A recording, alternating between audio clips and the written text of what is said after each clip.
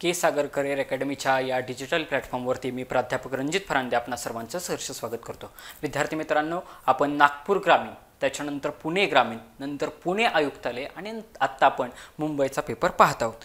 तर थोडासा सुरुवातीला प्रमोशनचा भाग असा की आपले के सागर करिअर अकॅडमीचे वेगवेगळे जे काही बुक्स आहेत याच्यामध्ये होणारच पोलीस कॉन्स्टेबल याच्यामध्ये 2023 मधल्या झालेल्या सर्वच्या सर्व ज्या काय 78 प्रश्नपत्रिका आहेत या उत्तरे आणि स्पष्टीकरणासह डिटेलमध्ये असलेले हे आपलं बुक आहे। अतिशय चांगल्या दर्जाचं हे बुक आहे, ज्यामध्ये 38 प्रश्नपत्रिका ह्या जिल्हा व ग्रामीण शहरच्या आहेत, 28 प्रश्नपत्रिका चालकच्या आहेत, 12 प्रश्नपत्रिका SRPFच्या आहेत आणि चालू घडामोडीसह या बुकमध्ये सगळ्या गोष्टी अद्ययावत केलेल्या आहेत। त्याच्यानंतर पुढचं बुक आपलं आहे की 93वी आवृत्ती, याच्यामध्ये संपूर्ण पोलीस कॉन्स्टेबल, याच्यामध्ये पूर्वीच्या 20 प्रश्नपत्रिकांचा समावेश आणि 5 आदर्श प्रश्नपत्रिकांचा समावेश स्पष्टीकरणासह दिलेला आहे। याच्यामध्ये साधारणतः 7000 वस्तुनिष्ठ प्रश्नांचे तुमचे मुद्देसूद पद्धतीने विवेचन मांडणी यामध्ये केलेली आहे।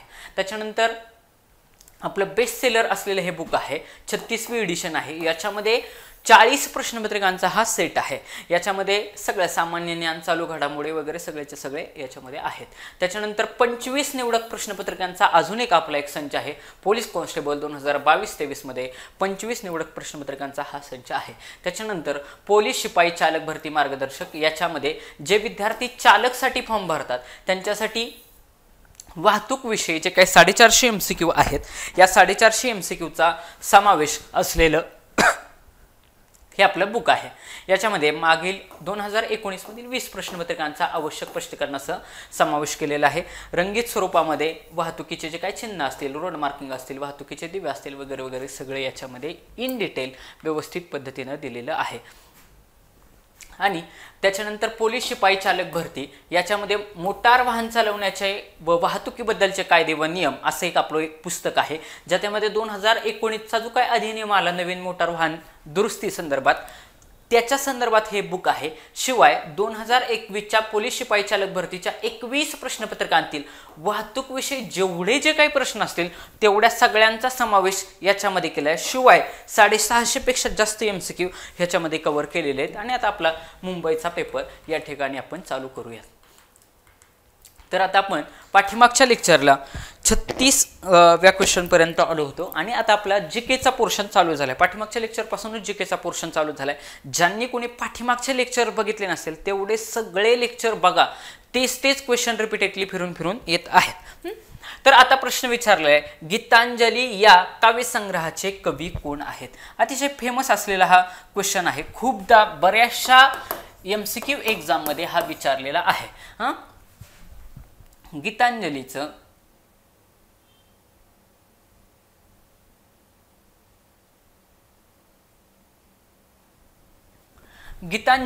या काव्यसंग्रहाचे कवी कोण आहेत?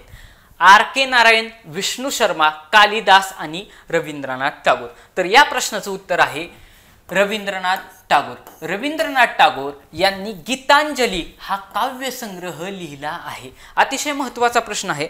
रवींद्रनाथ टागोर यांचं आपल्याला माहिती आहे, आपलं जे काय भारताचं राष्ट्रगीत आहे ते राष्ट्रगीत जनगण मन हे रवींद्रनाथ टागोरांकडूनच आपण घेतलेले आहे। शिवाय रवींद्रनाथ टागोर यांना त्यावेळी नोबेल पुरस्कार देखील भेटलेला आहे, म्हणजे नोबेल पुरस्कार मिळवणारे पहिले भारतीय व्यक्ती रवींद्रनाथ टागोर हे आहेत। मग याच्यामध्ये तुम्हाला डायरेक्टली प्रश्न विचारलाय की गीतांजली या काव्यसंग्रहाचे कवी कोण आहेत, तर ते कवी आहेत रवींद्रनाथ टागोर। तर आता मग हे जे काय बाकीचे आहेत RK नारायण, विष्णू शर्मा, कालिदास आणि हे, तर पाठीमागचं तुम्ही एक लेक्चर काढून बघा की विष्णू शर्मा हा ऑलरेडी एक ऑप्शन होऊन गेलेला आहे। ज्यांनी पाठीमागचे लेक्चर बघितले असतील त्यांच्या लगेच लक्षात आलं असेल। हे विष्णू शर्मा जे आहेत त्यांनी पंचतंत्र नावाचं जे काय पुस्तक आहे, हे पंचतंत्र कोणी लिहिले? पंचतंत्र आहे विष्णू शर्मांचं। पाठीमागच्या लेक्चरमध्ये ऑलरेडी हा क्वेश्चन येऊन गेला होता, त्याच्यामुळे ॲटलिस्ट ज्या विद्यार्थ्यांनी ते पेपर केलेले ते ॲटलिस्ट हा ऑप्शन इलिमिनेट करू शकले असते। मग आता इथं बघा RK नारायण, कवी कालिदास, रवींद्रनाथ टागोर आणि विष्णू शर्मा, मग ह्यांचे फेमस कोणते पुस्तक आहेत हे आपल्याला माहिती असणं आवश्यक आहे। मग आता आपण पाहूयात की हे स्पष्टीकरणामध्ये दिलेले अतिशय IMP आहे ही गोष्ट, की याच्यामध्ये क्वेश्चन तुम्हाला बनू शकतात, क्वेश्चन बनू शकतात, IMP आहे ही गोष्ट. बघा, विष्णू शर्मा पंचतंत्र, ऑलरेडी हा PYQ आहे, म्हणजे तुमचा पाठच असायला हवा. काय मी म्हटलं, पाठ असायला हवा. विष्णू शर्मांनी पंचतंत्र लिहिलं हे तुम्हाला पाठ असायला पाहिजे, कारण ऑलरेडी पाठीमागच्या एका क्वेश्चन मध्ये हा क्वेश्चन येऊन गेलाय. जेवढे आतापर्यंत क्वेश्चन झालेत तेवढे सगळेच्या सगळे तुमचे पाठ असायला हवेत.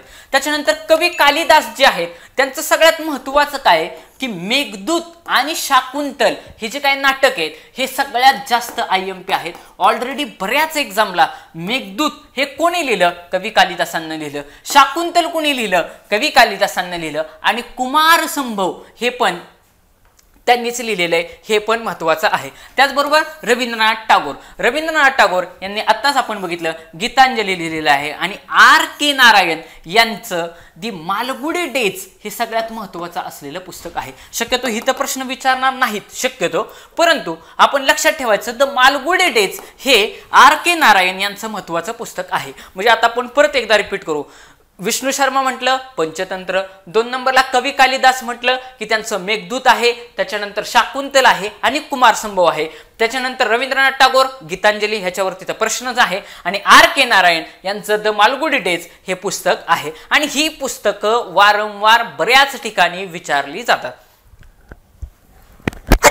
सॉरी, संदर्भ कशातून घेतले, आपलं स्मॉलेस्ट जनरल नॉलेजचं जे काय बुक आहे त्याच्यातल्या 41व्या आवृत्तीमधून हा प्रश्न घेतला आहे. पुढचा प्रश्न 38 नंबरचा, भारतीय अवकाश संशोधन संस्था कुठे आहे? मग आता बघा, हा प्रश्न कशावरती विचारलाय, इस्रोवरती विचारलेला आहे. कशावरती विचारलाय, इस्रोवरती, कारण इस्रोनं त्या काळात चंद्रयान वगैरे केलं होतं म्हणून त्या ठिकाणी प्रश्न विचारलेला आहे. आणि आपल्याला माहिती असायला पाहिजे इस्रो आता जगातली एक टॉप लेवलची अंतराळ संशोधनामध्ये जगात एक टॉप लेवलला काम करणारी भारतीय संस्था आहे, ती फार आपल्या दृष्टीने अभिमानाची बाब आहे. तर भारतीय अवकाश संशोधन संस्था ज्याला इस्रो असं म्हणतात की ती कुठे आहे, तर याचं डायरेक्ट उत्तर माहिती असायला पाहिजे. थुंबा, बंगळूर, हैदराबाद आणि खरगपूरला असण्याचा काही संबंध येत नाही. खरगपूरला पहिली IIT आहे. IIT पहिली कुठं आहे, IIT खरगपूर ही पहिली आहे. त्याच्यामुळे पहिली IIT जर विचारलं असतं तर खरगपूर आलं असतं. त्याच्यामुळे एक MCQ तुम्हाला इथं कव्हर झाला. उद्या जर विचारलं की पहिली IIT कुठे, तर खरगपूर ऑप्शन गेला. थुंबा, बंगळुरू, हैदराबाद, तुम्हाला मी अगोदरच सांगितलंय हे सगळेच्या सगळे ठिकाणं ही अवकाश संशोधन संदर्भात, रॉकेटच्या संदर्भात सगळीच्या सगळी फेमस आहेत. पण इस्रोची स्थापना बघा, इस्रो कुठं आहे, बंगळूर इथे आहे, किंवा ज्याला बँगलोर असं पण म्हणतात. बंगळूर या ठिकाणी इस्रोची स्थापना केलेली आहे. ऑप्शन नंबर 2 ह्या प्रश्नाचं उत्तर आहे. तुम्ही नीट बघा, जास्तीत जास्त कल एक्झामिनरचा ऑप्शन नंबर 2 आणि ऑप्शन नंबर 3 याच्यावरती असतो. मग आता याच्याबद्दल काय माहिती आहे की याच्याबद्दल पुढे काय प्रश्न विचारू शकतात. मग हे जे काय अवकाश संशोधन संस्था आहे तिचे जे काय स्थापना कोणी केली, तर डॉक्टर विक्रम साराभाई हे कोण आहेत की त्यांच्या अध्यक्षतेखाली त्या काळात राष्ट्रीय अंतराळ संशोधन समितीची स्थापना कधी करण्यात आली, 1961 मध्ये करण्यात आली. आणि त्यावेळी भारताने अंतराळाच्या संशोधनामध्ये प्रवेश केला. मग आता इथं तुम्हाला मी सांगतो, या ठिकाणी क्वेश्चन असा विचारला जातो की भारतीय, नीट ऐका, भारतीय अंतराळ किंवा भारतीय अवकाश संशोधनाचे पितामह किंवा जनक म्हणून कोणाला ओळखलं जातं, तर डॉक्टर विक्रम साराभाई यांना भारतीय अवकाश संशोधन संस्थेचे जनक किंवा पितामह, जनक किंवा पितामह किंवा पिता म्हणून ओळखलं जातं. आलं लक्षात? मग तुमच्या आता हे नाव लक्षात पाहिजे. डॉक्टर विक्रम साराभाई म्हटलं की अंतराळ संशोधन संस्था इस्रोचं मुख्यालय कुठं आहे, बंगळुरू या ठिकाणी आहे. कधी स्थापना आहे, 1961 ला आहे. पुढे काय म्हटलंय, 1972 ला त्याचं अंतरिक्ष आयोग म्हणजे स्पेस कमिशन मध्ये स्थापना करण्यात आली. अंतरिक्ष आयोगाचे मुख्यालय पुढे बंगळूर येथे करण्यात आलं. आयोगाच्या वतीने पुढील केंद्रावर या क्षेत्रात वेगवेगळ्या ठिकाणी काम केलं जातं. आणि मग हे जे काय बाकीचे ऑप्शन आहेत, थुंबा, हैदराबाद, हे काय काय ऑप्शन आहेत ते या ठिकाणी खाली एक्सप्लेनेशन मध्ये कव्हर केलेले आहे. मग आता बघा, doctor Vikram Sarabhai space centre कुठं आहे? तिरुअनंतपुरम केरळ या ठिकाणी आहे. सॅटेलाइट लॉन्च बघा, सॅटेलाइट ज्या ठिकाणी लॉन्च केलं जातं ते पण कुठं आहे? तिरुअनंतपुरम केरळ या ठिकाणी. थुंबा हे बऱ्याच वेळा विचारलं जातं. ऑप्शनमध्ये आहे का नाही थुंबा? 1 नंबर ऑप्शनला थुंबा दिलंय. मग थुंबा या ठिकाणी काय? तर थुंबा या ठिकाणी रॉकेट उड्डाण केंद्र आहे. ते पण कुठं आहे? तिरुअनंतपुरम केरळ येथे. मग तुम्हाला खाली आता क्वेश्चन ह्याच्यावरती पुढे जाऊन कसा विचारला जाऊ शकतो की खालीलपैकी कोणत्या ठिकाणी रॉकेट उड्डाण केंद्र आहे? बघा, खालीलपैकी कोणत्या ठिकाणी रॉकेट उड्डाण केंद्र आहे? तर थुंबा या ठिकाणी रॉकेट उड्डाण केंद्र आहे. तुम्हाला जर विचारलं की सॅटेलाइट कुठं लॉन्च केलं जातं तर तो कुठं केलं जातं? तिरुअनंतपुरम या ठिकाणी केलं जातं. म्हणजे आता 2 गोष्टी लक्षात आल्या. आपण टोटल 3 MCQ बघितले. बघा, परत एकदा सांगतो. इस्रोचं मुख्यालय म्हणजे भारतीय अवकाश संशोधन संस्था जी काय आहे तिचं मुख्यालय कुठं आहे? बंगळुरू या ठिकाणी आहे. दुसरं, रॉकेट लॉन्चिंग कुठं आहे? थुंबा या ठिकाणी आहे. सॅटेलाइट लॉन्चिंग कुठं आहे? तिरुअनंतपुरम या ठिकाणी आहे. आणि इस्रोची स्थापना कधी झाली? 1961 साली झालेली आहे. त्याच्यानंतर पुढं फिजिकल रिसर्च लॅबोरेटरी कुठं आहे? अहमदाबाद गुजरात या ठिकाणी आहे. बघा, physical research laboratory Ahmedabad Gujarat या ठिकाणी आहे. इंडियन स्पेस रिसर्च ऑर्गनायझेशन म्हणजे इंडियन ISRO म्हणजे इस्रो ही कुठं आहे? बंगळुरू या ठिकाणी आहे. I for Indian, space for S for space, R for research आणि O फॉर ऑर्गनायझेशन म्हणजे इस्रो. इस्रोची स्थापना कुठं आहे? संस्था कुठं आहे? बंगळुरू या ठिकाणी आहे. मग तुम्हाला आत्ता काय विचारतील? तर आत्ता इस्रोचे अध्यक्ष विचारतील. हा झाला करंटचा क्वेश्चन, म्हणजे करंटला असं लिंक करायचं. आता या ठिकाणी इस्रोवरती क्वेश्चन विचारलाय का नाही? मग आता पुढे जाऊन यदा कदाचित असं पण विचारतील स्थापना कधी झाली? स्थापना 1961 ला झाली. परंतु पुढे जाऊन असं पण विचारतील आता चालू घडामोडीवरती सध्या इस्रोचे अध्यक्ष कोण आहेत? तर डॉक्टर सोमनाथ, यस सोमनाथ म्हणजे डॉक्टर सोमनाथ एवढंच लक्षात ठेवायचं. जास्त ॲब्रिव्हिएशन नाही लक्षात ठेवायचं, ते काय फसवत नाहीत. डॉक्टर सोमनाथ हे कोण आहेत? इस्रोचे अध्यक्ष आहेत. कोण आहेत? इस्रोचे अध्यक्ष आहेत. डॉक्टर सोमनाथ हे कोण आहेत? इस्रोचे अध्यक्ष आहेत.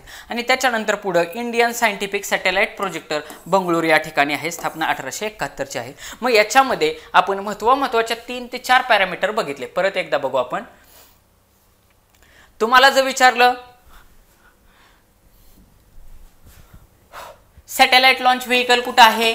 तिरुअनंतपुरमला आहे. थुंबा या ठिकाणी काय आहे? थुंबा या ठिकाणी रॉकेट उड्डाण केंद्र आहे. त्याच्यानंतर स्पेस ॲप्लिकेशन सेंटर अहमदाबाद या ठिकाणी आहे. फिजिकल म्हणजे अहमदाबाद या ठिकाणी, अहमदाबाद कुठे आहे? गुजरात या ठिकाणी आहे. त्या ठिकाणी 2 गोष्टी, स्पेस ॲप्लिकेशन सेंटर आणि फिजिकल रिसर्च लॅबोरेटरी ह्या 2 ठिकाणी कुठे आहेत? अहमदाबाद या ठिकाणी. आणि इस्रो हे कुठे आहे? बंगळुरू या ठिकाणी आहेत. सध्याचे अध्यक्ष कोण आहेत? डॉक्टर सोमनाथ, यस सोमनाथ हे त्याचे अध्यक्ष आहेत. म्हणजे बघा, तुम्हाला उद्या जर विचारलं की रॉकेट कुठून उड्डाण केलं जातं, सरळ सरळ थुंबा या पार्ट एकदा असलं की त्याच्या रिलेटेडच करंटच्या रिलेटेड ऑप्शन, तिथूनच रॉकेट उडवलं जातं, दुसरीकडून रॉकेट उडवलं जात नाही. त्याच्यामुळं पर्टिक्युलर पार्ट करायचं. उद्या जर तुम्हाला सॅटेलाइटच्या संदर्भात विचारलं सॅटेलाइट कुठं लॉन्च करणार आहे? 100% तिरुअनंतपुरम या ठिकाणी करणार आहेत. ओके, मग आता पुढचा प्रश्न.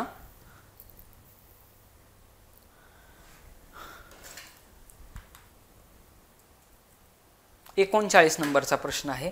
अतिशय महत्त्वाचा प्रश्न आहे आणि याच्याबद्दल म्हणजे बऱ्यापैकी भारतीयांना माहिती असावी अशा पॅटर्न मधला हा प्रश्न आहे. बघा, भारतीय लष्करातील सर्वोच्च पुरस्कार कोणता? भारतीय लष्करातील सर्वोच्च पुरस्कार कोणता? याच्यावरती बऱ्याच ठिकाणी प्रश्न विचारला गेलेला आहे. अतिशय महत्त्वाचा प्रश्न आहे आणि सोप्या कॅटेगरीतला हा प्रश्न आहे. भारतीय लष्करातील म्हणजे जे काय आपलं हे आहे, भूदल आहे, नौदल आहे, त्याच्यानंतर वायुदल, हवाई दल आहे, याच्यामधला सर्वोच्च पुरस्कार कुठला? तर परमवीर चक्र. बघा, परमवीर चक्र हे भारतीय लष्करातील सर्वोच्च पुरस्कार आहे आणि बऱ्याच वेळा आपल्याला माहिती असतं की त्यांना परमवीर चक्राने गौरवण्यात आलेले आहे. मग या ठिकाणी बघा, टोटल 6 पुरस्कार आहेत. लष्करातले 6 पुरस्कार आहेत. त्याचं विभाजन कसं करायचं ते आपण स्पष्टीकरणामध्ये बघू. की सर्वोच्च पुरस्कार म्हटलं की आता तुमच्या लक्षात आलं परमवीर चक्र हे सर्वोच्च पुरस्कार आहे. मग आता याच्यामध्ये 3 पुरस्कार असे आहेत की जे 3 पुरस्कार बघा, 3 पुरस्कार हे लढाईच्या संदर्भात दिले जातात आणि 3 पुरस्कार हे शांततेच्या संदर्भात दिले जातात, असं लक्षात ठेवायचं. परत एकदा सांगतो, 3 पुरस्कार लष्करातले जे आहेत हे लढण्यासाठी, ज्यावेळेस सपोज तुम्ही लढताय त्यावेळेस काही शौर्य कार्य केलं किंवा लढता लढता तुम्हाला वीरमरण आलं तर लढाईच्या संदर्भात असलेले 3 पुरस्कार आहेत आणि 3 पुरस्कार हे लढाई व्यतिरिक्त, रणांगणा व्यतिरिक्त जे तुमचं कार्य असतं त्याच्या संदर्भात आहेत. मग त्यातले 3 पुरस्कार कुठले बघा. पहिला पुरस्कार म्हणजे सगळ्यात सर्वोत्कृष्ट लष्करातला पुरस्कार आत्ताच आपण पाहिला, परमवीर चक्र आहे, ज्याला सर्वोच्च लष्करातला पुरस्कार म्हटलं जातं. आणि लक्षात ठेवा, तुम्हाला मी काय सांगितलं, टोटल 6 पुरस्कार आहेत, त्यातले 3 पुरस्कार लढाईच्या संदर्भात आहेत, 3 पुरस्कार हे शांतता काळातले आहेत. त्यातले जे टॉपचे आहेत त्याच ठिकाणी फक्त आणि फक्त सोन्याची नाणी दिली जातात किंवा सोन्याचं जे काय पदक असतं ते दिलं जातं. म्हणजेच जर परमवीर चक्र हा 1 नंबरचा पुरस्कार असेल, महावीर चक्र हा 2 नंबरचा असेल आणि वीर चक्र हा जर 3 नंबरचा असेल, तर सगळ्यात पहिल्यांदा जे पहिलं चक्र असतं त्याला काय दिलं जातं, सोन्याचं पदक दिलं जातं. कसलं पदक दिलं जातं, सोन्याचं. आणि दुसरं जे काय आहे, दुसरं आणि तिसरं हे चांदीपासून बनवलं जातं. फरक लक्षात आला का? परत एकदा, परमवीर चक्र जे काय आहे त्यालाच फक्त सोन्याचं पदक दिलं जातं. बाकीचे जे काय 2 आहेत, महावीर चक्र, इथं महावीर मध्ये वीर पण आहे ना, आणि त्याच्याच खाली वीर चक्र बघा, परमवीर चक्र ह्याच्यामध्ये पण वीर आहे बघा. म्हणजे तिसरं एकदम तळातलं कुठलं असणार आहे, वीर असणार आहे. परमवीर, महावीर, परमवीर, महावीर आणि फक्त वीर बघा, परमवीर, महावीर आणि फक्त वीर असे 3 चक्र आहेत. तर त्यातलं परमवीर सर्वोत्कृष्ट आहे. हे कधी दिलं जातं, शत्रूशी प्रत्यक्ष लढताना, शत्रूशी प्रत्यक्ष लढताना, शत्रूशी सामना करत असतानाच. म्हणजेच शत्रूशी प्रत्यक्ष लढताना दाखवलेल्या अदम्य साहस व शौर्यासाठी परमवीर चक्र दिलं जातं. महावीर चक्र हे 2ऱ्या क्रमांकाचं आहे आणि वीर चक्र हे 3ऱ्या क्रमांकाचं आहे. हे पण कधी दिलं जातं, शत्रूशी लढत असताना असामान्य शौर्याबद्दल, शत्रूशी सामना करत असताना दाखवलेल्या उच्च कोटीच्या साहसाबद्दल. म्हणजेच बघा, ह्याच्यातला फरक तुम्ही लक्षात घ्या. फरक असा आहे, आपल्याकडे 3 चक्र आहेत की जे लढाईच्या संदर्भात दिले जातात, त्याच्यामध्ये वीर हा शब्द आला पाहिजे. बघा, पहिला आहे परमवीर, दुसरा आहे महावीर आणि तिसरा आहे फक्त वीर. बघा, परमवीर चक्र, महावीर चक्र आणि वीर चक्र. मग ह्या 3 मधले जे सगळ्यात टॉपला कुठले, परमवीर चक्र, त्याला आणि त्यालाच फक्त सोन्याचं पदक दिलं जाणार, बाकीच्या दोघांना चांदीचं पदक दिलं जाणार. मग बघा, 1 नंबरला आहे परमवीर, 2 नंबरला आहे महावीर आणि 3 नंबरला आहे फक्त आणि फक्त वीर चक्र. हे झालं 3. आता पुढचे राहिलेले 3 कुठले आहेत, तर ते शांततेच्या काळात दिले जाणारे चक्र आहेत. काय मी सांगितलं, शांततेच्या काळात दिलेली जाणारे चक्र आहे. मग ते चक्र कुठले आहेत? मग आता तुम्हाला माहिती असेल की सम्राट अशोक, आपल्याला माहिती आहे की सम्राट अशोकाच्या संदर्भात त्याच्या आयुष्याला कलाटणी देणारी गोष्ट म्हणजे काय, की सम्राट अशोकाचं असं एक, म्हणजे त्याने ठरवलं होतं की ह्या जगावरती राज्य करा, संपूर्ण भारत मी पादाक्रांत करेल, माझ्या वर्चस्वाखाली संपूर्ण भारत असेल. तर त्या सम्राट अशोकाच्या आयुष्याला कलाटणी देणारं युद्ध ठरलं ते म्हणजे कलिंगचं युद्ध. त्याच्यामधला ज्यावेळेस कलिंगचं युद्ध झालं त्याच्यामध्ये त्याला विजय देखील भेटला. पण विजय भेटल्यानंतर ज्यावेळेस सम्राट अशोकाने त्या ठिकाणाला भेट दिली त्यावेळेस तिथला नरसंहार बघितला त्यांनी, ती सगळं रक्तपात बघितलं, कितीतरी सैनिक मेलेले, तर कितीतरी माणसं मेलेली. तर आणि ही मेलेली असताना की त्या ठिकाणी त्याचं ते बघून त्याला असं कळलं की त्या कलिंगच्या युद्धापासून सम्राट अशोकानं ठरवलं की इथून पुढं मी युद्ध करणार नाही, शांततेच्या मार्गाने काय जे असेल ते करणार. आणि म्हणून त्याने तिथून पुढं गौतम बुद्धांचा बौद्ध धर्म स्वीकारला. म्हणजे जर शांततेच्या संदर्भात सर्वोत्कृष्ट पुरस्कार असेल तर तो अशोकाच्या नावानं आहे, एवढं लक्षात ठेवायचं. कळलं? ही पाठीमागची स्टोरी सांगण्याच्या पाठीमागचा उद्देश काय, की शांततेचा एवढा मोठा सम्राट होता, हिंदुस्थानचा सम्राट होता. हिंदुस्थानचा सम्राट असताना त्यांनी शांततेच्या मार्गाचा स्वीकार केला. म्हणून अशोक चक्र जे काय आहे हे सगळ्यात टॉप लेवलचं कशातलं, शांततेच्या कार्याबद्दल. मग शांततेच्या कार्याबद्दल करत असताना तुम्हाला 3 चक्र दिले जातात. पहिलं आहे अशोक चक्र, दुसरं आहे कीर्ती चक्र आणि तिसरं आहे शौर्य चक्र. परत एकदा, पहिलं आहे अशोक चक्र, दुसरं आहे कीर्ती चक्र आणि तिसरं आहे शौर्य चक्र. मग आता बघा, तुम्हाला मी मगाशी काय सांगितलं, जे 1 नंबरचे 6 पुरस्कारामध्ये तीन तीनचे गट केलेत, त्यातलं दोन्ही एक एक पहिलं जे असेल त्याला सोन्याचं पदक दिलं जातं. मग आता या ठिकाणी अशोक चक्राला कसलं पदक असेल? सोन्याचं पदक असणार आहे. दुसऱ्याला काय असणार आहे? चांदीचं पदक असणार आहे. आणि तिसऱ्याला ब्रॉन्झचं पदक आहे. तिसऱ्याला कसलं पदक आहे? ब्रॉन्झचं पदक आहे. आता महत्वाची गोष्ट, अशोक चक्र, कीर्ती चक्र आणि शौर्य चक्र याच्यातला फरक काय? तर अशोक चक्र हे देखील शांततेच्या काळासाठी दिलं जातं, कीर्ती चक्र शांततेच्या काळात दिलं जातं आणि शौर्य चक्र हे पण शांतताकालीन दिलं जातं. मग आता नीट लक्षात घ्या, पहिले आपण बघितले वीर असणारे चक्र.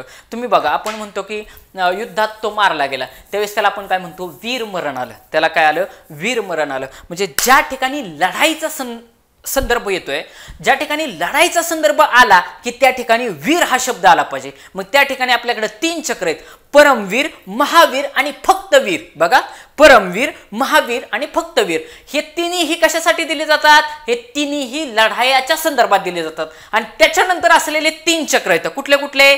की जे शांततेच्या काळात दिले जातात. त्यातलं पहिलं आहे अशोक चक्र, दुसरं आहे कीर्ती चक्र आणि तिसरं आहे शौर्य चक्र. तिन्ही कशासाठी दिले जातात? शांतता, शांतता, शांतता. लढाईचा हितसंदर्भ येणार नाही. मग आता पुढे वाचा, शांततेच्या काळात सर्वोच्च शौर्याबद्दल हे दिले जातात. आणि मेन शब्द हित आहे रणांगणाशिवाय. रणांगणाशिवाय, रणांगणाशिवाय म्हणजे तिन्ही रणांगणाच्या बाहेर दिले जातात. रणांगणाशिवाय जिथं कार्य केलं जातं त्या ठिकाणी अशोक चक्र, कीर्ती चक्र आणि शौर्य चक्र दिले जातात. मग वाचूयात. सगळ्यात टॉप लेवलचं कुठलं आहे? शांततेच्या संदर्भात अशोक चक्र आहे. मग रणांगणाशिवाय शिवाय इतर जे काही शौर्य दाखवलं जातं त्याला अशोक चक्र दिलं जातं, सोन्याचं असतं. त्याच्यानंतर हिथं पण काय? रणांगणाशिवाय इतरत्र दाखवलेल्या अभूतपूर्व धाडसाबद्दल कीर्ती चक्र दिलं जातं आणि रणांगणाशिवाय इतरत्र दर्शवलेल्या कार्यासाठी शौर्य चक्र दिलं जातं. म्हणजे अशा पद्धतीनं तुम्ही विद्यार्थी मित्रांनो नीट लक्षात घ्या, हे जे काय सगळेच्या सगळे चक्र आहेत तुम्हाला एका पेज वरती दाखवतो, म्हणजे डिफरन्स तुमच्या लक्षात येईल. आलं? परमवीर चक्र म्हटलं की सर्वोच्च, लष्करातलं सर्वोच्च. ओके. आणि 3 चक्र आहेत ती शौर्याशी संदर्भात दिली जातात, परमवीर, महावीर आणि वीर.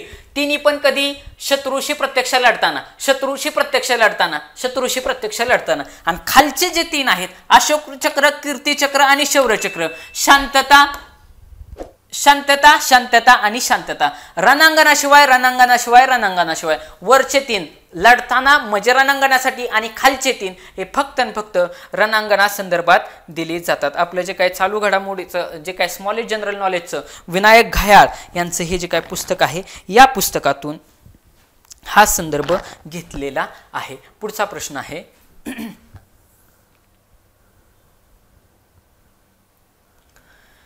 अतिशय महत्त्वाचा असा प्रश्न आहे, बऱ्याच एक्झामला हा विचारलेला आहे की आनंदवन जे काय आहे, आनंदवन बाबा आमटेंचं आनंदवन आहे.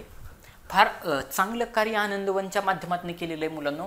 की आनंदवन ही कुष्ठरोग्यांसाठी काम करणारी संस्था कोणत्या जिल्ह्यात आहे? आणि मला असं वाटतं ऑनेस्टली की बाबा महाराष्ट्रातल्या जे काही स्पर्धा परीक्षेचा अभ्यास करणारे जे काही तरुण विद्यार्थी मित्र आहे त्यांना याची जाणीव असायला पाहिजे किंवा माहिती असायला पाहिजे की कुष्ठरोग होतो बऱ्याचशा लोकांना. तर कुष्ठरोग झाल्यानंतर हातपाय वगैरे सडायला लागतात, हाताची बोटे वगैरे सडायला लागतात, त्या ठिकाणी पू वगैरे होतो. मग तशा लोकांना काय करतं की समाज वाईट टाकतो. समाजाचं सोडून द्या, अगदी घरातली जे काही नातेवाईक मंडळी असतात ना ती देखील त्यांच्याकडे बघत नाहीत, त्यांना घराच्या बाहेर काढतात. मग त्यांचे आतोनात हाल होतात. बाबा आमटेसारख्या देव माणसानं आनंदवन नाव का त्याचं दिलेलं आहे की अशी लोक की ज्यांना समाजानं वाळीत टाकले, नातेवाईकांना वाळीत टाकले, कुटुंबानं वाळीत टाकले, त्यांच्या जीवनात आनंद फुलवण्यासाठी त्या संस्थेचंच नाव दिले आनंदवन. मग ही संस्था, प्रश्न असा विचारलाय, खूप चांगला प्रश्न सेट केलेला आहे की आनंदवन ही कुष्ठरोग्यांसाठी काम करणारी संस्था कोणत्या जिल्ह्यात आहे? महाराष्ट्रातल्या कोणत्या जिल्ह्यात आहे? चंद्रपूर, वर्धा, अमरावती आणि गडचिरोली.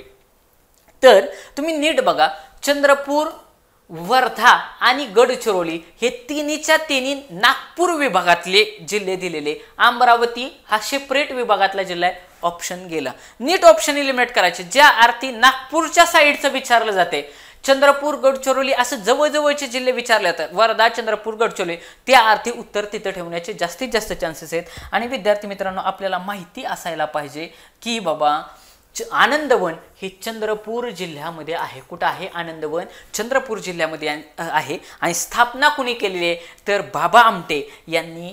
ती त्यांची पत्नी पूर्ण कुटुंब त्यांचं त्याच्यामध्ये कार्य करत असतं. तुम्हाला जर कधी वेळ भेटला तर तुम्ही बाबा आमटेंचे चिरंजीव डॉक्टर प्रकाश आमटे यांचं प्रकाश वाटा नावाचं पुस्तक आहे. अतिशय चांगल्या दर्जाचं पुस्तक आहे. ते पुस्तक जर तुम्हाला कधी वेळ भेटला तर वाचा की बाबा ते कुष्ठरोग्यांसाठी कशा पद्धतीनं कार्य करतात. त्या गडचिरोली असेल, चंद्रपूर असेल, तिथल्या आदिवासी लोकांचं जीवन किती हालाकीचं आहे. आपण किती चांगल्या ॲटमॉस्फिअरमध्ये जगत असतो आणि मग आपल्याला अभ्यास करायला काहीच अडचण नाही हे तुमच्या लक्षात येईल. तुम्हाला जर वाटलं, बऱ्याच वेळा त्या पुस्तकाचं नाव पण बऱ्याचशा एक्झाममध्ये विचारलंय. प्रकाश आमटे यांचं त्यांच्या नावावरूनच आहे पुस्तक प्रकाश वाटा. बघा, प्रकाश आमटे यांनी कुठलं, यांचे चिरंजीव आहेत बाबा आमटेंचे प्रकाश आमटे यांचं पुस्तक आहे प्रकाश वाटा.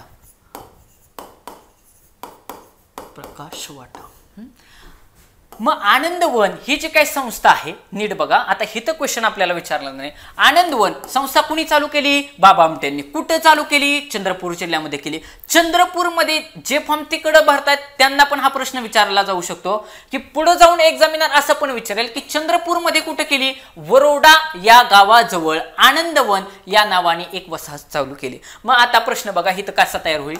आनंदवन कोणाचे आहे? बाबा आमटेंचे आहे. कुठे चालू केली? चंद्रपूरमध्ये चालू केली. चंद्रपूरमधील कुठे चालू केली? वरोडा या ठिकाणी ही वसाहत चालू केलेली आहे. आणि मग इथं बघा त्याच्यामध्ये खाली एक्सप्लेनेशन मध्ये दिलेले तुम्ही वाचू शकता की या वसाहतीत महारोग्यांच्या, कुष्ठरोगालाच महारोग असं म्हणतात बरं का, कुष्ठरोगालाच महारोग असं म्हणतात, पुनर्वसनाच्या कार्याला प्रारंभ केला. महारोग हा एक भयानक रोग समजला जातो. एखाद्याला या रोगाचा उपसर्ग झाला तर तो दुर्दैवी जीव माणसातूनच उठतो.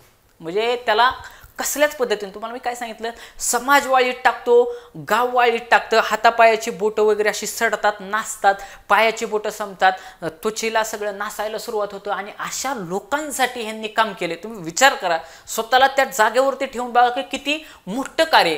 समाजातील इतर लोकच नव्हे तर अगदी जवळचे नातेवाईक देखील अशा व्यक्तीला थारा देण्यास तयार नसतात. अशा दुर्दैवी जीवांना आश्रय देऊन त्यांच्यावर उपचार करण्याचं काम, म्हणजे ह्यांची सून पण डॉक्टर आहे, म्हणजे डॉक्टर प्रकाश आमटे, त्यांचे चिरंजीव आहेत. बाबा आमटेंचे चिरंजीव डॉक्टर प्रकाश आमटे, त्यांच्या पत्नी त्या पण डॉक्टर आहेत. आता मला त्यांचं नाव आठवत नाही. बाबा आमटेंच्या पत्नी मला साधना आमटे आहेत. आणि हे सगळं त्यांचं जे काय कुटुंब आहे ते टोटल कुटुंब ते ह्याच्यासाठी काम करत असतं. मला ह्याच्यातला एक प्रसंग आठवतो प्रकाश वाटामध्ये त्यांनी असं लिहिलेलं प्रकाश आमटेने की एका गरीब आदिवासी जोडपीची एक महिला होती. त्या महिलेचा पाणी आणायला गेल्यावरती हात मगरीनं धरला, मगरीनं धरला आणि हिथून हातच तोडून नेला मगरीनं. तिथून तिला दवाखान्यापर्यंत येईपर्यंत 8 दिवस लागले. गँग्रीन झालं आणि इथपर्यंत हात नासला. हितपासून, खांद्यापासून हात कट करावा लागला. विद्यार्थी मित्रांनो, आपण कितीतरी चांगल्या पद्धतीचं जीवन जगत असतो. ज्यावेळेस तुम्ही हे पुस्तक वाचल्यानंतर तुमच्या लक्षात येईल अशा लोकांवरती उपचार करण्याचं काम. तसेच महत्त्वाची गोष्ट म्हणजे यांच्यावरून मायेचा हात फिरवण्याचं काम त्यांच्या जीवनाला उभारी देण्यासाठी बाबा आमटे यांनी आनंदवन नावाची संस्था स्थापन केलेली आहे. महाराष्ट्राचे समाजसुधारक, साहित्यिक, विचारवंत असं आपलं के सागरचं बुक आहे. याच्यामध्ये पृष्ठ क्रमांक 130 मधून हे पेज घेतलेलं आहे. पुढचा प्रश्न आहे 41 नंबरचा. संयुक्त राष्ट्र या संघटनेचे मुख्यालय कुठे आहे? तुम्ही नीट बघा. मी त्यावेळी पण सांगितलं होतं, तुम्ही पाठीमागचा माझा व्हिडिओ काढून बघा की त्या व्हिडिओमध्ये मी तुम्हाला सांगताना सांगितलं होतं की WHO विचारलं होतं की मुख्यालय कुठं आहे. त्यावेळेस कोविडचं वातावरण होतं म्हणून त्या ठिकाणी प्रश्न फ्रेम झाला आहे असंही मी सांगितलं होतं. त्याच वेळी सांगताना मी सांगितलं होतं की पैशाच्या रिलेटेड कुठली गोष्ट असेल तर बट ऑब्वियस अमेरिका काय करेल, त्यांच्याजवळ मुख्यालय ठेवेल ना. मग त्याचे जे काय मुख्यालय आहेत हे वॉशिंग्टन DC आहे. आणि सगळ्यात महत्त्वाचं म्हणजे संयुक्त राष्ट्र संघटना जी काय आहे याचं मुख्यालय या ठिकाणी विचारलंय ते देखील अमेरिकेमध्ये आहे. ते कुठं आहे? अमेरिकेमध्येच आहे. मग आता लक्षात घ्या, संयुक्त राष्ट्र कशासाठी स्थापन झालं, तर तुम्हाला माहिती आहे पहिलं महायुद्ध झालं, त्याच्यानंतर दुसरं महायुद्ध झालं, 1939ला चालू झालं, 1945ला संपलं. कसं संपलं, तर अमेरिकेनं काय केलं, जपानवरती असलेल्या हिरोशिमा आणि नागासाकीवरती अणुबॉम्ब हल्ला केला. अणुबॉम्ब हल्ला केल्यानंतर ती अणुबॉम्बचा हल्ला एवढा घातक होता, आज देखील 2024 साली तिथली जी काही मुलं आहेत ही लुळी पांगळी जन्माला येतात. मग आता हा कुठंतरी सहार थांबला पाहिजे, आता हे युद्ध नकोत म्हणून सर्व राष्ट्र एकत्र आली आणि त्यांनी ठरवलं की आता आपलं हे सगळं जग शांततेनं नांदलं पाहिजे, म्हणून सगळ्या राष्ट्रांनी एकत्र येऊन एक संघटना स्थापन केली. बघा, एकत्र येणे यालाच काय म्हणतात, संयुक्तपणे. संयुक्त आपण म्हणतो ना, संयुक्त आला म्हणजे एकत्र आला, जोडून तयार झालं. संयुक्त राष्ट्रे, अनेक राष्ट्र एकत्र येऊन जे काही एक संघटना स्थापन झाली तिला संयुक्त राष्ट्र संघटना असं म्हणतात. आणि तिचं मुख्यालय अमेरिकेतील न्यूयॉर्क या ठिकाणी आहे. कुठं, न्यूयॉर्क या ठिकाणी. कुठं, अमेरिकेतील. मग हिची स्थापना कधी झाली, तुम्हाला मी सांगितले 1945 साली, म्हणजे ऑगस्ट, मला आता तारखा आठवत नाही, पण आय थिंक 9 ऑगस्ट वगैरे काहीतरी असं तारखा आहेत. त्या 2 दिवसाचा फरक आहे, 7 ऑगस्ट आणि 9 ऑगस्ट आय थिंक, किंवा 9 ऑगस्ट 11 ऑगस्ट असं काहीतरी तारीख आहे. तर ऑगस्ट महिन्यामध्ये 1945 साली जपान या ठिकाणी अणुबॉम्बचा अमेरिकेनं हल्ला केला. पॅसिफिकच्या तळावरचं असलेलं एक जहाज केंद्र त्यांचं उडवलं ह्यांनी, कुणी, जपाननं. आणि मग त्यावेळेस अमेरिकेनं ठरवलं की मला वाटतं 9 ऑगस्ट त्याच्यामधली एक तारीख असावी की त्या फ्लॅटमॅन नावाचा अणुबॉम्ब काहीतरी ते टाकला होता, फ्लॅटमॅन असं नाव आहे. तर त्या 1945 साली ऑगस्ट महिन्यामध्ये जपान बेचिराग झालं. पण तरी देखील जपान आज टॉप लेवलच्या कंट्रीमध्ये आहे.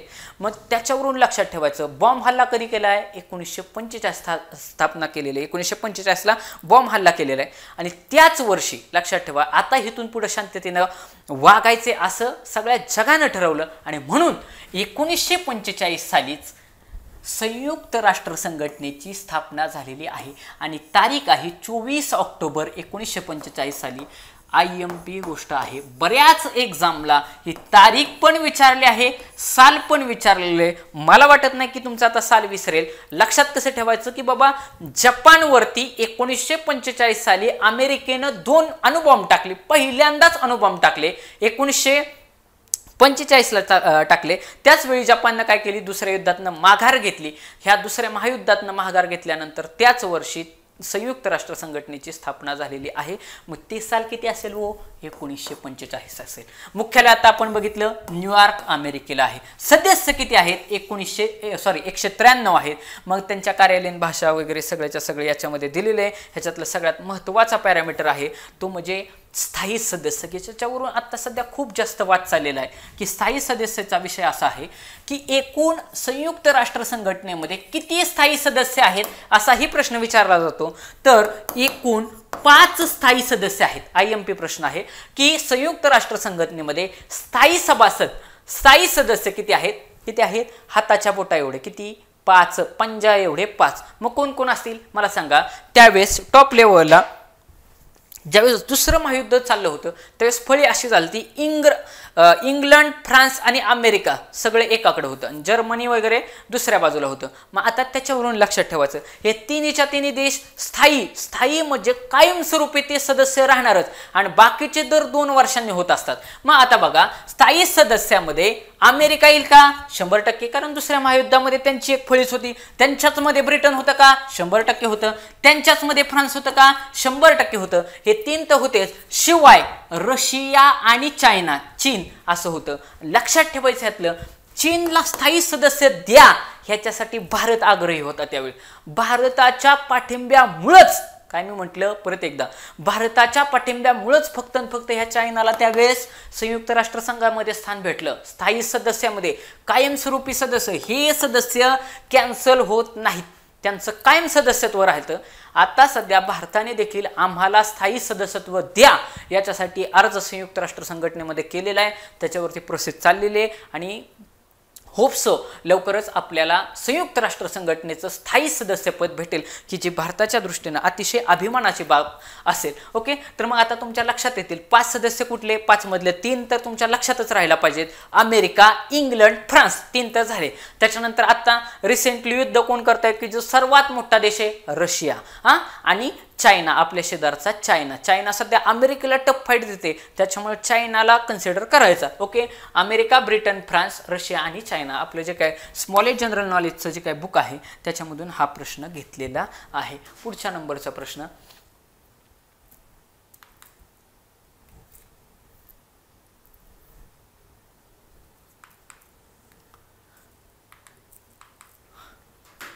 सोप्या स्वरूपातला हा प्रश्न विचारला. अतिशय म्हणजे सोप्पा, एकदम बेसिक लेवलचा. मी तर म्हणतो तिसरी चौथी लेवलचाच, तिसरी चौथीतच मुलांना माहिती असतं की बाबा किती लेप वर्ष आहेत आणि काय आहेत. अशा पद्धतीचा हा प्रश्न विचारलेला आहे.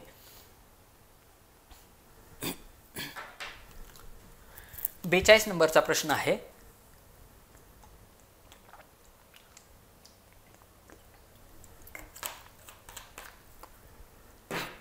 तुम्हाला मी कायम सांगितले ऑप्शन इलिमिनेट करत चला. ऑप्शन इलिमिनेट केले की उत्तर फटाफट सापडतात. आता नीट बघा काय विचारले. लीप वर्षात वर्षाचे किती दिवस असतात? कुठल्या वर्षात? लीप वर्षात.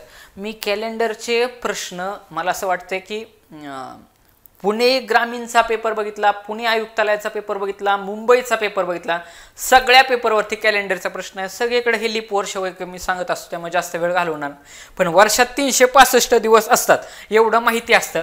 360 ऑप्शन गेला, 368 ऑप्शन गेला, म्हणजे हे दोन ह्याच्यामध्ये ऑप्शन आहे. आणि आपल्याला माहिती आहे सर्वसाधारण वर्षामध्ये 365 दिवस असतात. फेब्रुवारी महिना 28 दिवसांचा असतो. परंतु जर लीप वर्ष असेल तर फेब्रुवारीमध्ये 1 दिवस एक्स्ट्रा असतो, त्याच्यामुळे फेब्रुवारी होतो 29 दिवसांचा आणि वर्षातील दिवस होतात 366. म्हणून लीप वर्षात किती दिवस असतील? 366. हे या प्रश्नाचं उत्तर आहे. पुढं, धरमतरची खाडी कोणत्या जिल्ह्यात आहे? हा प्रश्न ज्या अर्थी विचारतायत त्या अर्थी प्रश्न हा खूप चांगल्या लेवलला खोलवरती लिहिलेला आहे. मग आता बघा, आपल्याला महाराष्ट्रातील प्रमुख खाड्या माहिती असायला पाहिजेत. बघा, प्रमुख खाड्या कोणत्या नदीवरती आहेत, कोणत्या जिल्ह्यात आहेत हे तुम्हाला माहितीच असायला पाहिजे. हा प्युअरली अभ्यासाचा भाग आहे. या ठिकाणी तुम्हाला अभ्यासच पाहिजे. काय मी सांगितलं? अभ्यासच पाहिजे. तरी पण आपल्या जनरल नॉलेजवरून काय ऑप्शन इलिमिनेट होतात का ते आपण बघू. काय विचारलंय? धरमतरची खाडी. ऑलरेडी हा VIMP प्रश्न आहे. जवळपास 3 ते 4 वेळा हा ऑलरेडी MPSCनं विचारलेला आहे. तुम्ही MPSCचं पुस्तक प्रिवायक्यू काढून बघा, त्याच्यामध्ये तुम्हाला सापडेल हे की धरमतरच्या खाडीवरती जवळपास 3 ते 4 वेळा मी सांगितलं. त्याच्यामुळे अतिशय महत्त्वाचा प्रश्न आहे. धरमतरची खाडी कोणत्या जिल्ह्यात आहे? कोणत्या जिल्ह्यात आहे? का खाड्यांवरती प्रश्न विचारला? ऑलरेडी मुंबईला समुद्रकिनारा लागून आहे. जे विद्यार्थी मित्र मुंबईला फॉर्म भरतात, रायगडला भरतात, रत्नागिरीला भरतात, सिंधुदुर्गला भरतात, ठाण्यात भरतात, पालघरला भरतात, ज्या जिल्ह्यांना 7 जे काही जिल्हे आहेत, 7च आहेत ना, मुंबई, नवी मुंबई, ठाणे, पालघर 4 झाले आणि खालचे 3 असे कोकणामध्ये 7 जिल्हे आहेत. तर या 7 जिल्ह्यांमध्ये जी मुलं फॉर्म भरतात त्यांना कोकणातल्या सगळ्या खाड्या माहितीच असायला पाहिजे. दुसरी गोष्ट की त्या कोणत्या नदीवरती आहेत हे माहिती असायला पाहिजे. तिसरी गोष्ट, कोणती खाडी कोणत्या जिल्ह्याला वेगवेगळं करते, म्हणजे जिल्ह्याच्या बाउंड्रीवरती कोणती आहे हे त्या विद्यार्थ्याला माहितीच असायला पाहिजे. अशा टाईपचा हा भूगोलातला प्रश्न आहे. त्याच्यामुळे हा प्रश्न मी डिटेल एक्सप्लेन करणार आहे. नीट ऐका. धरमतरची खाडी ही रायगड जिल्ह्यामध्ये आहे. कुठल्या जिल्ह्यामध्ये? रायगड. मग आता ऑप्शन नीट बघूयात. रायगड, सिंधुदुर्ग, रत्नागिरी आणि नांदेड. मला सांगा, महाराष्ट्राचा जर मॅपचा तुम्ही असा विचार केला, असा महाराष्ट्राचा मॅप आहे बरोबर. इकडं सगळा अरबी समुद्र वगैरे आहे, इकडं ते समुद्र किनाऱ्याला असणारे लागून असलेले सगळे जिल्हे आहेत, वॉटेवर जे काय असते. नांदेड हिथं आहे. हिथं नांदेडला समुद्र किनारा लागून आहे का? समुद्र किनाऱ्याचा नांदेडचा संबंध तरी आहे का? संबंधच नाही. जर नांदेडचा समुद्र किनाऱ्याचा संबंध नाही, ऑप्शन गेला. हा ऑप्शन येऊ शकत नाही. म्हणजे राहिलं 75% वरती तुमची प्रोबॅबिलिटी आली उत्तर येण्याचे. अजून तुम्हाला सांगतो, इथं रायगडचा रय, रत्नागिरीचा रय, म्हणजे सिंधुदुर्गमध्ये उत्तर ठेवणार नाही, कारण त्यांना या ठिकाणी ह्या 2 ऑप्शनमध्ये एक्झामिनरला तुम्हाला कन्फ्यूज करायचं आहे. ऑप्शन वाचायला शिकायचं. म्हणजे ज्या ठिकाणी एक तर रायगड तरी असेल किंवा रत्नागिरी असेल. आणि आता तुम्ही लक्षात ठेवायचंय की धरमतरची खाडी ही रायगड जिल्ह्यामध्ये आणि सगळ्यात महत्त्वाचं म्हणजे ह्याच्यावरती अजून एक क्वेश्चन पुढे जाऊन विचारलाय की धरमतरची खाडी कोणत्या नदीवरती आहे, तर ती नदी आहे पाताळगंगा. कुठली आहे? पाताळगंगा. कोणती नदी आहे? पाताळगंगा. म्हणजे धरमतरची खाडी पाताळगंगा. कुठली गंगा? पाताळगंगा. याच्यावरती धरमतरची खाडी आहे. धरमतरची खाडी ही पाताळगंगा या नदीवरती आहे. मग आता आपण थोडं हे बघूयात की बाबा नद्या आणि खाड्या कुठल्या कुठल्या आहेत ते पाहूयात. एक एक एक एक एक एक जिल्हा आपण कवर करत चालू बघू. पहिला जिल्हा कुठं आहे? खालून सुरुवात करू. सिंधुदुर्ग. सिंधुदुर्गमध्ये देवगड आणि गड. बघा, देवगड आणि गड. देवगडच्या खाली देवगड नदीवरती, देवगडच्या खाली आचरा नदीवरती, आचऱ्याच्या खाली गड ही कालावली नदीच्या खाली आहे. कर्ली ही कर्ली नदी कर्लीच्या खाडीवरती आहे. म्हणजे कर्ली नदीवरती कर्लीची खाडी आहे, गड नदीवरती कालावलीची खाडी आहे, आचरावरती आचऱ्याची आहे, देवगडवरती देवगडची खाडी आहे. पण लक्षात काय ठेवायचं, जेवढं जे काय गड आपल्याकडे देवगड आंब्याचा प्रकार पण आहे ना, हापूस आंबा, त्याच्यामध्ये देवगड येतो. हा कुठं आहे? सिंधुदुर्ग. गड हा शब्द आला की ते नाव सिंधुदुर्गच्या संदर्भात आहे. हे ट्रिक लक्षात ठेवायचे. काय ट्रिक सांगितली? गड जर आलं, मग मी आंब्यावरून लक्षात ठेवले, आंब्याची जात आहे देवगड. बघा आपल्याकडे जर आता बघा, मी पश्चिम महाराष्ट्रात पुण्यात राहतो. मग पुणे परिसरामध्ये जर हापूस पायरी वगैरे हापूस आंबा लावायचा म्हटलं तर आपल्याकडे देवगड जातीचा आंबा येतो, दुसऱ्या जातीचा आंबा येत नाही. त्याच्यावरून मी लक्षात ठेवले देवगड हा कुठला आहे? सिंधुदुर्गचा आहे. म्हणजेच देवगड असेल किंवा नसता गड असेल, जर गड आलं तर सिंधुदुर्ग जिल्हा आहे, हे मी लक्षात ठेवलेलं आहे. झालं, लक्षात राहिलं. सिंधुदुर्ग म्हटलं की देवगड, गड, आचरा आणि कर्ली झालं. सगळ्या ज्या नावानं नदी आहे त्याच नावानं त्याची खाडी आहे. पुढचा जिल्हा रत्नागिरी. ह्याच्यावरती बरेचसे प्रश्न विचारलेले आहेत. मग आता रत्नागिरीचं पाहूयात. रत्नागिरी या ह्याच्यामध्ये कुठले कुठले आहे? भारजा. भारजावरती केळशीची खाडी आहे. वशिष्ठी आणि जगबुडी ह्याच्यामध्ये दाभोळची खाडी आहे. आणि हा प्रश्न बऱ्याच वेळा विचारलेला आहे. मग ह्याची मी ट्रिक कशी लक्षात ठेवलेली आहे?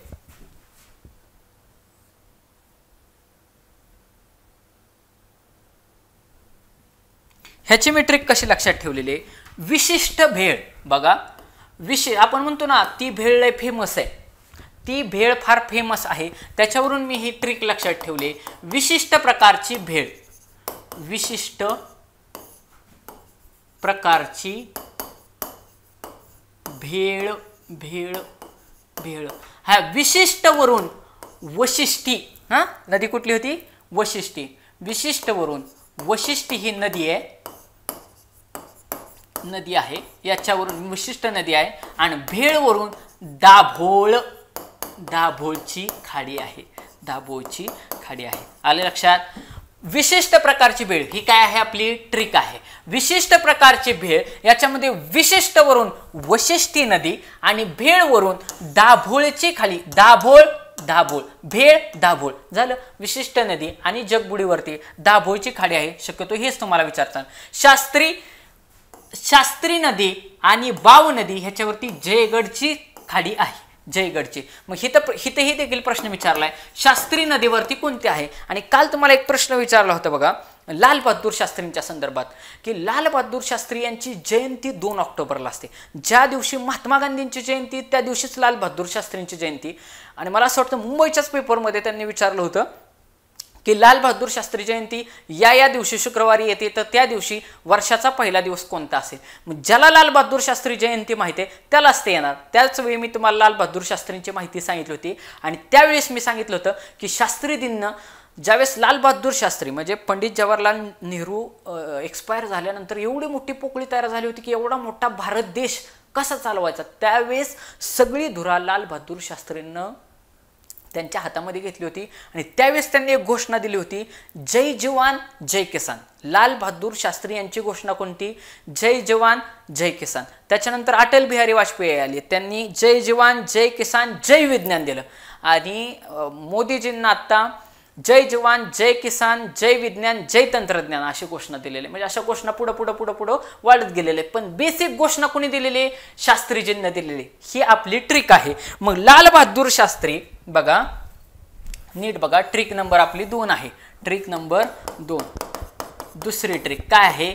लाल बहादूर शास्त्री. लाल बहादूर शास्त्री. लाल बहादूर शास्त्री काय म्हटले? जय जवान,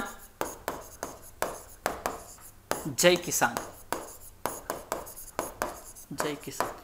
लाल बहादूर शास्त्री म्हटले जय जवान, जय किसान. याच्यावरून ही मी ट्रिक अशी तयार केली होती, शास्त्री जी की जय. शास्त्री जी की जय ट्रिक तयार केली ती. शास्त्री जी की जय, की जय. शास्त्री जी की जय म्हणजे जय वरून जयगड आणि कुठल्या नदीवरती? शास्त्री नदी. काजळीवरती भाट्याची खाडी. भाटे आपल्याकडे एक आडनाव पण आहे भाटे आमच्याकडे. त्या भाटेवरून भाटे काजळ लावतात असं मी लक्षात ठेवलेलं आहे. भाटे काजळ लावतात, यावरून भाटेवरती काजळीची नदी. आणि शुक नदीवरती विजयदुर्गची खाडी आहे. हा खूप जास्त IMP प्रश्न आहे. शुक नदीवरती विजयदुर्गची खाडी आहे आणि बऱ्याच वेळा विचारले विजयदुर्ग कुठे आहे? रत्नागिरीमध्ये. म्हणजे रत्नागिरी म्हटलं की शुक नदी आणि त्याच्यावरती विजयदुर्गची खाडी आहे असाही प्रश्न बऱ्याच वेळा विचारलेला आहे. IMP प्रश्न आहे. उद्या जर विचारलं विजयदुर्गची खाडी, जवळपास 3 ते 4 वेळा प्रश्न ह्याच्यावरती विचारलाय. विजयदुर्गची खाडी कोणत्या नदीवरती आहे? तर शुक या नदीवरती आहे. पुढं आलं रायगडला. रायगडमध्ये आता आपण बघितलं धरमतरची खाडी ही रायगडमध्ये आहे. पाताळगंगा आणि भोगावती या नदीवरती रायगड मधील पाताळगंगा आणि भोगावतीवरती धरमतरची खाडी आहे. कुंडलिकची खाडी कुंडलिक नदीवरती रोह्याची खाडी आहे. त्याच्यानंतर सगळ्यात महत्त्वाचा अजून एक गोष्ट आहे, पालघर. वैतरणा नदीवरती दातिवऱ्याची खाडी आहे. वैतरणा नदीवरती दातिवऱ्याची खाडी आहे. आणि उल्हास नदी बघा, उल्हास नदीवरती ठाण्याची खाडी आहे. उल्हास नदीवरती ठाण्याची खाडी आहे. अशा पद्धतीनं आपण या ठिकाणी सगळ्याच्या सगळ्या जेवढ्या महत्त्वाच्या वैतरणा नदी, दातिवरे, दाव असं मी लक्षात ठेवलं होतं. आपण दाव घेतो ना घरामध्ये, दाव असतं आपलं कासरा, दाव अशी ट्रिक तयार केली होती. दा म्हणजे दातिवऱ्याची खाडी, दातिवरे, आणि व म्हणजे वैतरणा, व म्हणजे वैतरणा. आणि ह्या उल्हास, वैतरणा, काळू ह्या एकमेकींच्या काय आहेत? उल्हासच्या उपनद्या आहेत ह्या सगळ्या. आणि त्या उल्हासच्या उपनदीवरती कुठल्या आहे? ठाण्याची खाडी आहे. आणि सुरुवातीला जर मी तुम्हाला तर सांगितलं की नांदेड हा सगळ्या बाजूनं काय भूविष्ठित आहे ना, की नांदेडचा समुद्र किनाऱ्याचा काही संबंधच नाही आहे. त्याच्यामुळं तिथं प्रश्न विचारण्याचा काय म्हणजे तिथं समुद्र किनाराच येणार नाही तर तिथं खाडी तयार कशी होईल? अशा पद्धतीनं आपण हे जे काय स्मॉल जनरल नॉलेज आहे ह्यातून हे घेतलेलं आहे. विद्यार्थी मित्रांनो, हे जर लेक्चर तुम्हाला जर आवडले तर नक्की लाईक करा, जास्तीत जास्त विद्यार्थी मित्रांपर्यंत शेअर करा. तुमचा फॉर्म भरण्याची प्रोसेस झाली असेल तर अभ्यासाला जोरदार पद्धतीनं लागा. खूप अभ्यास करणारी मुलं ही चांगल्या पद्धतीनं स्टेप बाय स्टेप पुढे चालत असतात. तुम्ही एका दिवसामध्ये म्हटलं तरी 1.5 वगैरे स्पीड लावून हे व्हिडिओ पाहू शकता. ह्या व्हिडिओ पाहिल्यानंतर तुमचा बराचसा डाटा कव्हर होणार आणि फटाफट प्रश्न सुटायला सुरुवात होणार. तुम्हाला एक जरी गणित सुटलं तरी तुम्हाला त्याच टाईपची 20 गणितं करण्याची आवश्यकता नसते. एकदा जीकेचा एखादा पार्ट व्यवस्थित समजला, ट्रिक न लक्षात ठेवला, परत तुम्ही दुसऱ्या दिवशी तो आठवला तर तुम्हाला तो पाहण्याची गरज नसते. तुमच्या ती परमनंट मेमरीमध्ये जात असतं. विद्यार्थी मित्रांनो, तुम्हाला जर तुम्ही PYQ बाय रणजित सर असं जरी सर्च केलं यूट्यूबला तरी तुम्हाला लगेच ह्या व्हिडिओ मिळून जातील. तुम्हाला जर हा व्हिडिओ आवडला तर नक्की लाईक करा, शेअर करा. धन्यवाद.